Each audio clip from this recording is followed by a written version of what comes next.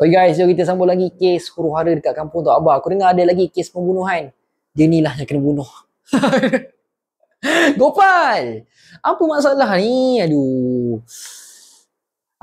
Kes ni berlaku dekat toilet tau. So, jom kita siasat lah. Kesian dekat Gopal. Okay, dia ni lah penyiasat untuk dalam kes kali ni. Aku harap dapat karakter. Jadi memang boleh diharapkan lah. Dia ni semua benda dia anggap serius je. Memang sesuai sangat jadi penyiasat. Okay, suspek yang pertama yang buat benda terkutuk ni, Sai. Logik tak? Apa motif Sai nak bunuh Gopal ni? Tantah dia terbaling topi dia, terkena dekat Gopal, mungkin boleh jadi. Okay, suspek yang kedua pula. Siapa? Yaya. Dia ni suspek kedua dan suspek paling kuat. Suspek paling kuat sebab apa? Mungkin boleh jadi Gopal kena bunuh disebabkan keracunan makanan disebabkan biskut Yaya ni. Boleh jadi. Dia ada motif, dia adalah.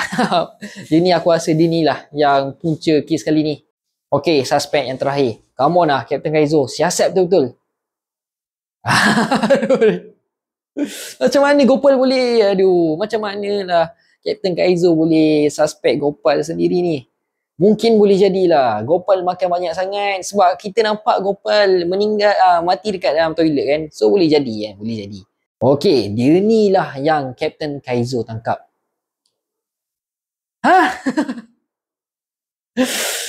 Iwan, apa kes ni? Aku nampak macam badan Gopal. Kat tepi tu badan Gopal. Mungkin ada something wrong ni. Okay, dia ni pelaku yang sebenar. Harap betul lah Captain Kaizo tangkap tu.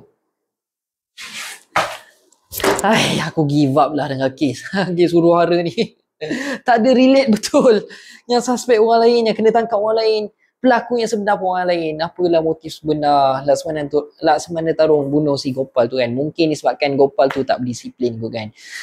Pening. By the way guys, kalau korang nak dapatkan hoodie yang lawa macam aku pakai ni, yang ni aku beli kat Shopee tau. Harga tengah murah. Ada macam-macam design. Aku terus rembat 4 design tau sebab harga murah. So macam mana nak order sekarang dekat tag Shopee yang ada dalam video. Okay, ciao.